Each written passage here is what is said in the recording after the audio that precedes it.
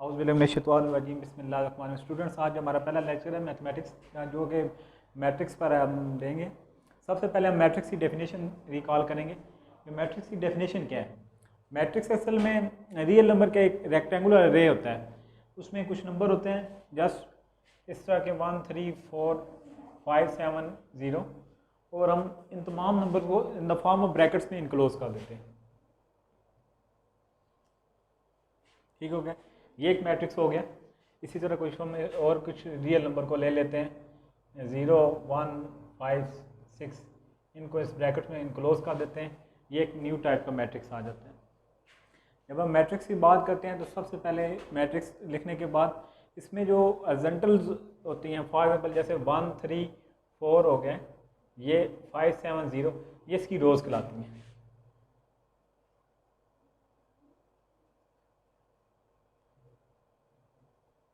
अर्जेंटल पे क्या होती हैं? रोज़ होती हैं। और इस पहले मैट्रिक्स की कितनी रोज़ होगी हमारे पास? ये है जी 2 रोज़ हैं। और अगर हम इसके वर्टिकल की बात करें, जैसे पहले वर्टिकल है 1 5 वाला, सेकंड वर्टिकल में 3 7 और 4 0, ये इसके कॉलम कहलाते हैं।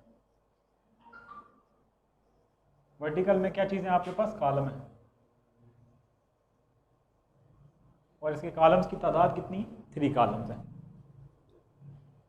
सेम लाइक ये मैट्रिक्स है, फॉर एग्जांपल सेकंड वाला मैट्रिक्स है, तो उसमें हमारे पास 2 रोज हैं और 3 कॉलम्स हैं। ठीक हो गया। अब नेक्स्ट आ गया ऑर्डर ऑफ ए मैट्रिक्स।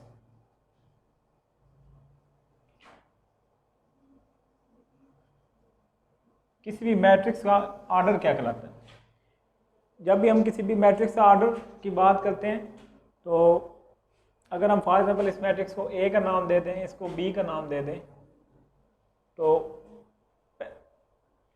जब हम मैट्रिक्स ए का ऑर्डर लिखते हैं, ऑर्डर ऑफ मैट्रिक्स ए वो है भाई, पहले मैट्रिक्स में देखें इसकी कितने हैं जी, आपके रोज़ हैं। इसकी रोज़ की तादाद है जी 2, और कॉलम्स की तादाद कितनी? 3। इसका ऑर्डर हो जाएगा 2/3।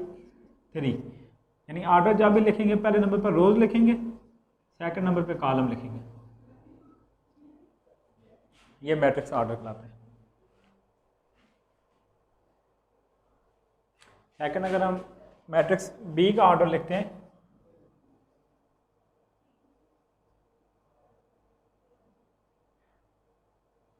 बी का जब ऑर्डर लिखेंगे तो देखें इसके भी अब आपके अर्जेंटल 2 रोज हैं। फर्स्ट रोज में 0 और 1 है, सेकंड रोज में 5 और 6 हैं, तो इसका ऑर्डर हो जाएगा 2 रोज है। 2 के बाद हमने ये हाइफन में लाइन लगानी है बाई। अब इसके कॉलम्स की तादाद, पहले कॉलम में 0 और 5, सेकंड कॉलम में 1 और 6 हैं, तो इसके ऑर्डर 2/2 है। यानी किसी भी मैट्रिक्स का ऑर्डर क्या होगा? पहले नंबर पर हमने उसकी रोज़ को लिखना होगा, फिर उसके बाद बाई लगा के, फिर उसके बाद कॉलम्स की जितनी भी तादाद होगी वो हम लिखेंगे।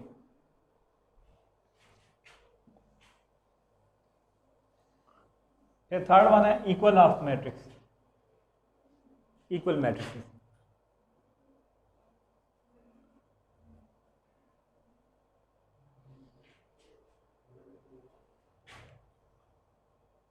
मैट्रिक्स की प्लूरल मैट्रिसेस हैं। इक्वल मैट्रिक्स क्या होते हैं? 2 मैट्रिक्स हमारे पास इक्वल होंगे। लेट्स सपोज हमारे पास 2 मैट्रिक्स हैं, let's A and B are 2 matrix.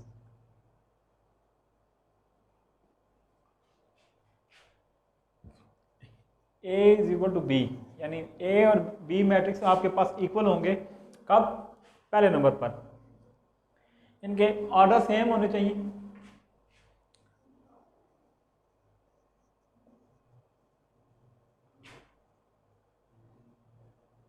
Order of A and B are same. Second number पर corresponding एंट्रीज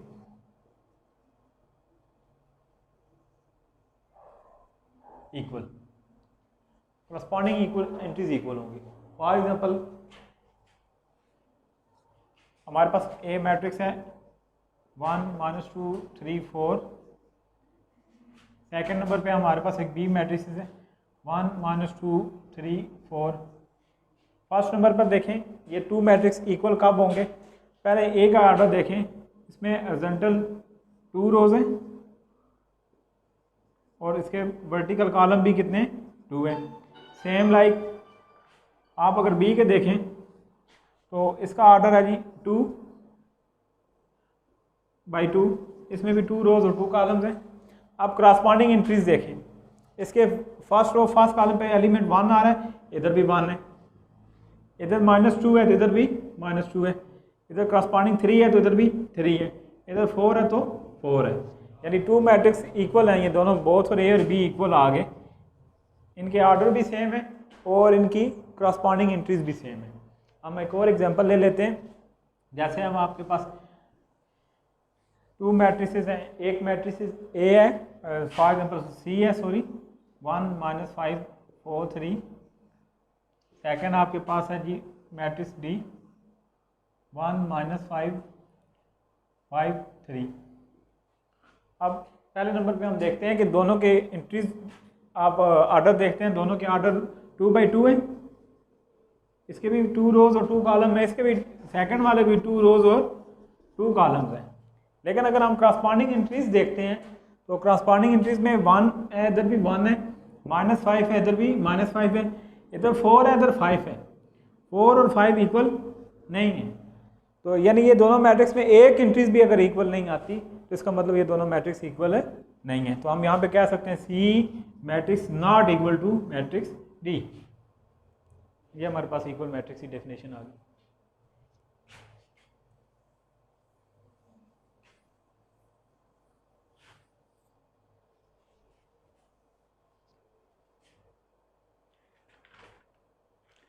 अब हम इस एक्सरसाइज 1.1 देखते हैं। ये सिंपली ये बुक नंबर पेज नंबर 4 है, उसमें पहला क्वेश्चन दिया हुआ for example find the order of the following matrix. Question मैं लिख देता हूँ, फाइंड द ऑर्डर ऑफ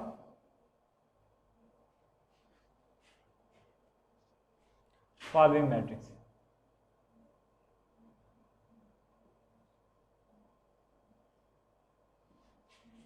इसमें से मैं फॉर एग्जांपल मैट्रिक्स ए ले लेता हूँ, ए का ऑर्डर चेक करते हैं 2 3। फर्स्ट रो में एलिमेंट है 2 3, सेकंड रोज में एलिमेंट है 5 -5 6। जैसा कि हम ऑलरेडी पढ़ चुके हैं, मैंने बताया भी आपको कि ऑर्डर कैसे फाइंड करते हैं। पहले देखें इसके हॉरिजॉन्टल रोज खींच लें, ये जैसे एक रैंडम के तौर पर इसके ऑर्डर हो गए ऑर्डर ऑफ ए में क्या आ जाता है 2 रोज हैं और इसके वर्टिकल कॉलम कितने हैं 2 हैं, ये 2/2 होगा, ये ऑर्डर ऑफ ए आ गया। सिमिलरली मैं अगर ऑर्डर ऑफ इसमें मैट्रिक्स डी राइट करता हूँ तो 4 0 6 4 0 6 इसका ऑर्डर लिखना है। तो पहले आप वर्टिकल से सॉरी हॉरिजॉन्टल देखें 1 2 3, यानी इसकी ऑर्डर 3 रोज है और 1 कॉलम है 3/1, इसका ऑर्डर आ जाता है 3/1। अब इसमें और टोटल पार्ट हैं A B C D E F G H. ये आपने होम टास्क है और ये आपने खुद करने हैं घर पे, यानी ये जो मैंने ए तो कर दिया है, बाकी जो बच गए हैं मैं उन्हें मेंशन कर देता हूँ। क्वेश्चन नंबर 1 है, एक्सरसाइज भी 1.1 है, उसमें बी पार्ट रहता है सी ई एफ जी एच। ये वो क्वेश्चन है जो आपका अपना होम टास्क है, आपने इनके ऑर्डर फाइंड करके अपनी असाइनमेंट है जो मुझे आपने चेक करवानी। अब हम इसी एक्सरसाइज 1.1 का जो क्वेश्चन नंबर 2 है वो डील करते हैं।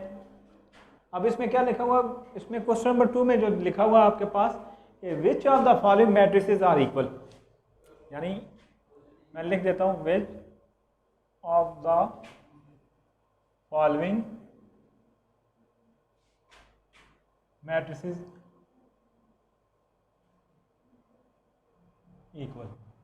यानी हमने पहले ही पढ़ चुके हैं कि इक्वल के बारे में, कि इक्वल टू मैट्रिसेस इक्वल कब होते हैं।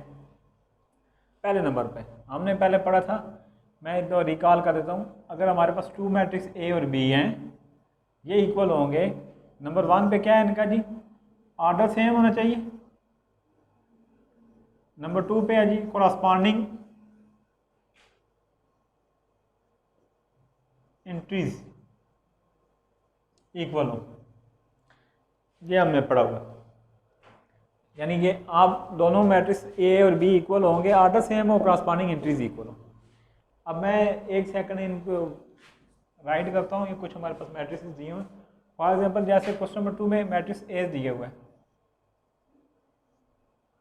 ए बी आपके पास दिया हुआ है 3 5,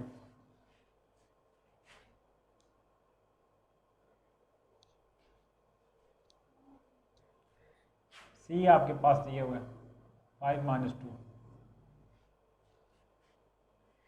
डी आपके पास दिया हुआ है 5 3। अब हम अगर इन चारों में से देखें कि कौन से मैट्रिक्स इक्वल हैं, पहले अगर हम देखें ए मैट्रिक्स है जो, इसका ऑर्डर देखें, अपने एक रफ स्केच लेना है। इसका ऑर्डर है 1 by 1, ठीक हो गया। अब और भी मैट्रिक्स देख लें, मैट्रिक्स बी देख लें, इसका ऑर्डर है जी 1 by 2। ये ए और बी इक्वल नहीं हो सकते। अब हम अगर सी की बात करते हैं तो सी मैट्रिक्स में देखें कि एलिमेंट जो 5 - 2 लिखा हुआ है, असल में सी मैट्रिक्स है क्या, 5 - 2 होता क्या है, 3 होता है। इसको यूँ लिख लें। अब अगर देखें ऑर्डर ऑफ ए और ऑर्डर ऑफ सी पहले सेम है। ऑर्डर ऑफ ए है 1 by 1, यानी एक रोज है एक ही कॉलम है। ऑर्डर ऑफ सी में भी एक रोज और एक कॉलम है। अब इन दोनों को देखो, इनकी करस्पॉन्डिंग एंट्रीज क्या है, इसकी भी 3 है, इसकी भी 3 है। तो यहाँ पे हम लिख सकते हैं कि matrix A is equal to matrix C, ये आपके पास एक। सिमिलरली अब हम अगर देखते हैं मैट्रिक्स बी और बी के बारे में, तो बी और ए पहले इक्वल नहीं है, बी और सी भी इक्वल नहीं हो सकते हैं, ऑर्डर सेम नहीं है। बी और डी देखते हैं, बी का ऑर्डर है जी 1 by 2, डी का ऑर्डर है 1 by 2। लेकिन करस्पॉन्डिंग एंट्रीज अगर देखते हैं, इसकी फर्स्ट एंट्री सी है, इसकी फर्स्ट एंट्री 5 है, तो बी और डी इक्वल है नहीं है, ठीक हो गया। और अगर मैं एक मैट्रिक्स यहाँ पे दिया हुआ आई दिया हुआ है, आई मैट्रिक्स है 3 + 2।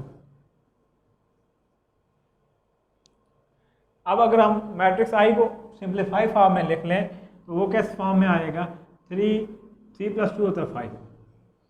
अब अगर हम मैट्रिक्स बी और आई को ज़रा कंपेयर करते हैं, बाकी वो मैं बी लिख देता हूँ वंस अगेन 3 5, और आई भी लिख देता हूँ। इन दोनों मैट्रिक्स को देखें, इसका ऑर्डर है जी 1 by 2, इसका ऑर्डर भी है 1 by 2। करस्पॉन्डिंग एंट्रीज फर्स्ट 3 है, इधर भी 3 है, इधर फर्स्ट 5 है, सेकंड 5 है, इधर भी 5 है। इन दोनों की एंट्री सेम है, तो इसका मतलब है मैट्रिक्स बी और मैट्रिक्स आई दोनों इक्वल है।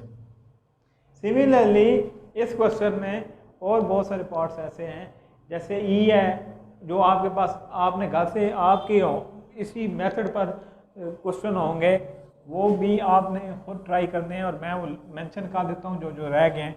फॉर एग्जांपल आपके पास इसी मेथड से जो क्वेश्चन होगा, उसमें क्वेश्चन नंबर 2 का पार्ट ई देखना है कि ई किसके इक्वल आता है। इसी क्वेश्चन का पार्ट एफ देखना है, जी एच आई और जे। ये वो मैट्रिक्स रह गए हैं जो हमने बोर्ड पर नहीं किए। ये आपने देखने में से ई एफ के इक्वल आता है, ई जी के इक्वल आता है, एच के इक्वल आता है। आपने अपना व्हाट्सएप पे जो असाइनमेंट करने के बाद आपने सबमिट कर देनी है, मैं इसको चेक कर लूँगा। अब इसी एक्सरसाइज का लास्ट क्वेश्चन है, वेरी थोड़ा सा मुश्किल भी है लेकिन इतना भी नहीं है। इसमें हमने फाइंड करना है, find the values of A B C and D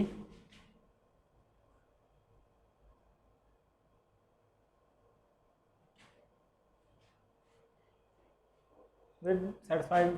आपने इसमें से ए बी सी और डी की वैल्यूज फाइंड करनी है और होगा ये कैसे, ए प्लस सी ए प्लस 2b, सी माइनस 1 और 4d माइनस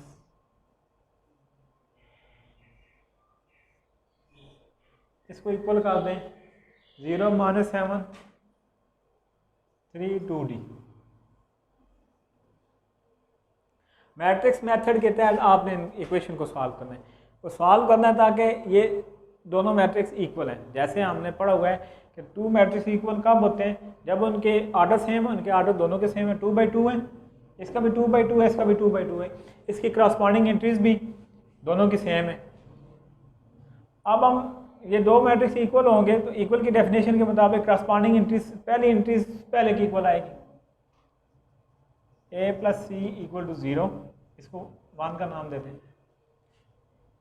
इसी तरह अगर सेकंड एंट्रीज देखते हैं a प्लस 2b, ये क्रॉसपॉन्डिंग एंट्रीज -7 के इक्वल आएगी, c -1 3 के इक्वल आएगी, और जैसा कि अब 4d -6 रह गई, ये 2d के इक्वल आएगी। इनके नेम दे दें, सिंपल ही हैं। अब फर्स्ट और सेकंड इसमें टू वेरिएबल आ रहे हैं, ए भी आ रहा है, यहाँ पे सी भी आ रहा है, और यहाँ पर ए और बी आ रहा है। क्वेश्चन थर्ड सिंपली इजी है, ये पहले हम सॉल्व करेंगे। फ्रॉम 3 c -1 किसके इक्वल आ रहा है, 3 के इक्वल आ रहा है। हमने मैथमेटिक्स का असूल पढ़ा हुआ है कि माइनस का 1 है, दूसरी तरफ जाएगा तो प्लस का 1 हो जाएगा। c की वैल्यू क्या आ जाएगी 4। नाउ हम इक्वेशन नंबर 4 को सॉल्व करते हैं। 4 को सॉल्व करेंगे तो d की वैल्यू हम फाइंड करेंगे। कैसे, 4d -6 इज टू 2d। हम सेम वेरिएबल एक तरफ डाल देंगे, ये d दूसरी तरफ आएगा तो माइनस का 2d हो जाएगा, और ये जो 6 है ये इक्वल के दूसरी तरफ जाएगा तो प्लस का हो जाएगा। अब 4d में से 2d जब हम माइनस कर देंगे, सब्ट्रैक्ट करेंगे, तो आपके पास आ जाएगा 2d और इज इक्वल टू 6। अब ये 2 और d आपस में मल्टीप्लाई हो रहे हैं, तो d 2 जाएगा दूसरी तरफ तो क्या आ जाएगा डिवाइड, यानी d की वैल्यू क्या आ जाएगी 3 आ जाएगी। अब हमारे पास a और b फाइंड करना रह गया। Now put value of c की वैल्यू पुट कर दें 1 में, जब आप पुट कर देंगे तो क्या आ जाएगा, c की वैल्यू आपने ये फाइंड की है ऑलरेडी 4, c और d दोनों अननोन थे, दोनों हमने फाइंड कर लिए। c की वैल्यू जब हम यहाँ पे पुट करेंगे, a प्लस c आ रहा है तो c की जगह हम 4 लगा दें, इज इक्वल टू 0। अब +4 हो रहा है, दूसरी तरफ जाएगा तो -4, a की वैल्यू भी फाइंड होगी। अब हमारे पास रह गया जी b की वैल्यू फाइंड करना। नाउ अब देखें इस सेकंड इक्वेशन में b के साथ a भी आ रहा है, a हमने फाइंड कर लिया और उसकी वैल्यू 4 निकली है। Now put value a is to -4 in 2 में पुट कर देंगे तो -4 प्लस, जैसे ये देखें बिल्कुल यही इक्वेशन आपने लिखनी है, जहां पर a आ रहा है उसकी वैल्यू लगा देनी,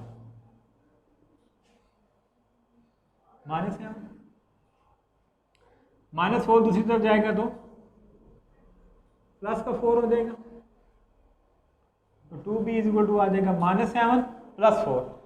दोनों नंबर हैं, एक माइनस में एक प्लस में आ रहा है, अपोजिट साइन आ रहा है, तो हम पता क्या करेंगे, बड़े नंबर में से छोटा नंबर माइनस कर देंगे, 7 में से 4 निकाल देंगे, 3 आ जाएगा, साइन बड़े नंबर का आएगा, और ये जाके दूसरी तरफ 2 डिवाइड हो जाएगा तो 1.5, ये इसकी वैल्यू आ गई। तो यूँ इसी तरह ये 4 अननोन थे, a, b और c हमने फाइंड कर लिया। फाइंड करने का मुश्किल क्वेश्चन है, मसला स्टार्ट कैसे करना है, फर्स्ट एलिमेंट को फर्स्ट के इक्वल, सेकंड को सेकंड के इक्वल, थर्ड के फोर्थ को फोर्थ।